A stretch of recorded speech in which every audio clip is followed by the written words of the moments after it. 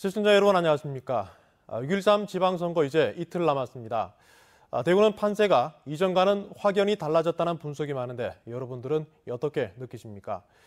특히 보수 쪽은 과거에는 누구를 내세워도 된다는 자신감이 있었고 결과도 그렇게 나왔었는데 이번에는 잇따른 악재로 위기를 맞고 있습니다.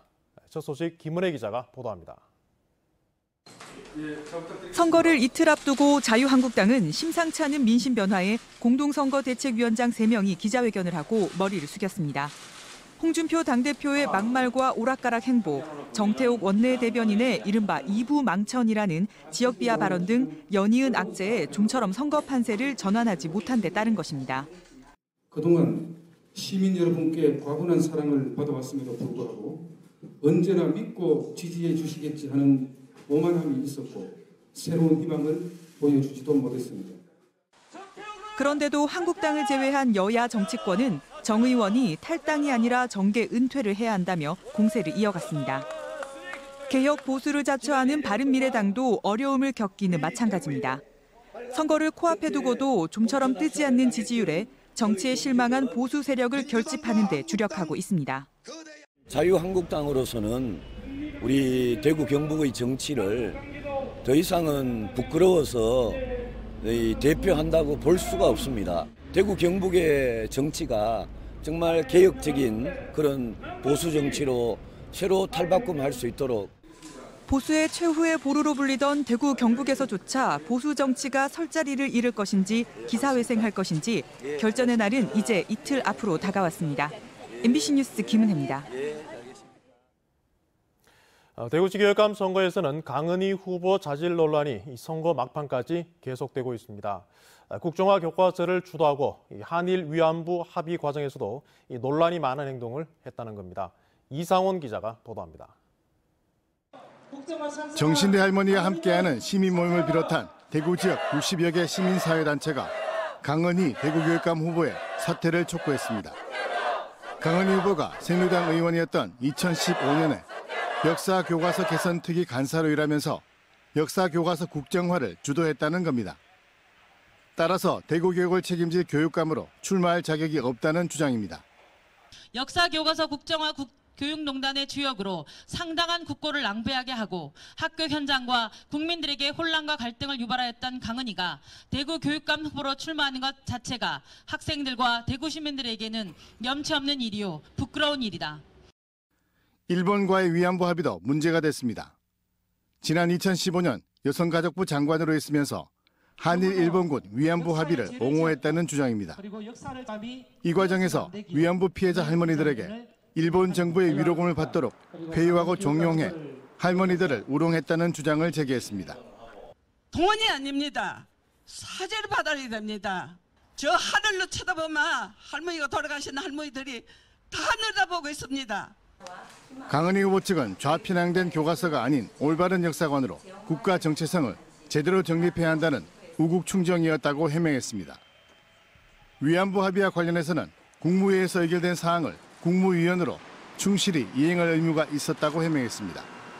MBC 뉴스 이상원입니다. 대구 참여연대 등 11개 시민단체는 대구에서 지방선거에 나선 후보자 342명 가운데 34.8%인 119명이 전과 기록이 있다고 밝혔습니다. 자유한국당이 41명으로 가장 많았고 무소속 29명, 민주당 23명 순이었는데 시민단체는 위안부 합의에 나서는 등 사회적 물의를 일으킨 행동도 종합해 문제 있는 후보 26명을 발표했습니다. 문제 후보 명단은 시민단체 홈페이지와 SNS에 게시됐습니다.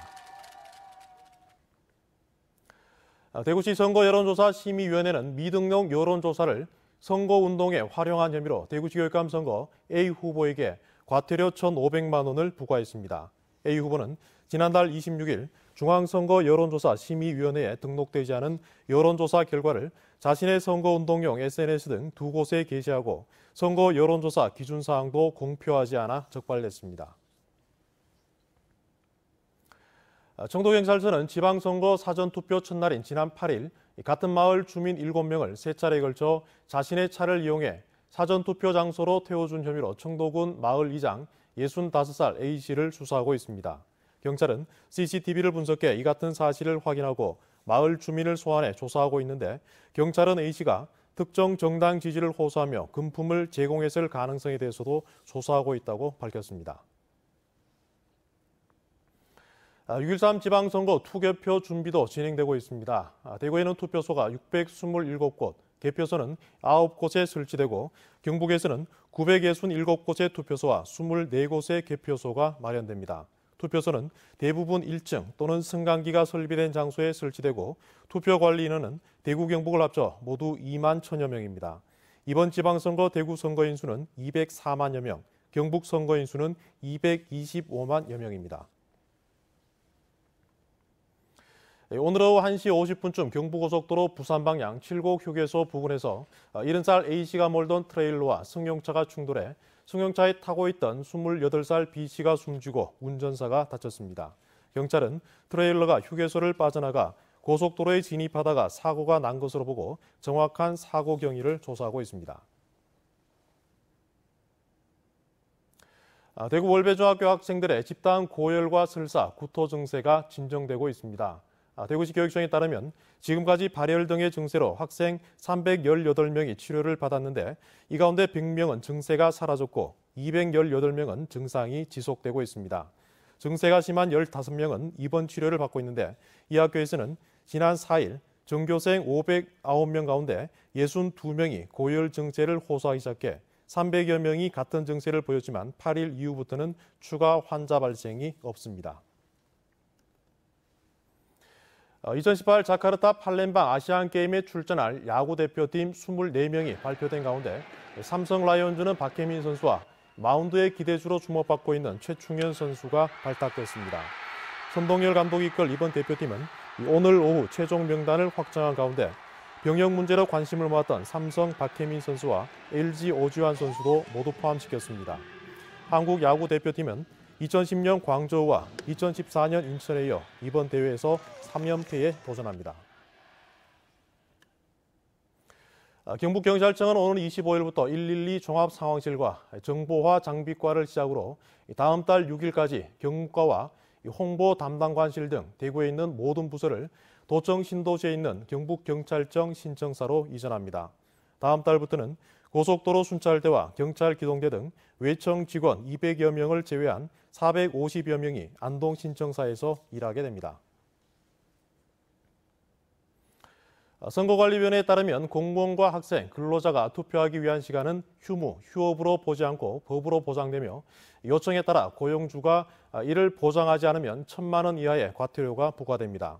선관위는 투표율을 높이기 위해 주요 경제인 단체에는 근로자의 투표 시간을 보장할 것을, 노동자 단체에는 근로자가 고용주에게 투표할 시간을 청구할 수 있다는 점을 안내했습니다. 네, 지금까지 대구 경북 소식 전해드렸습니다.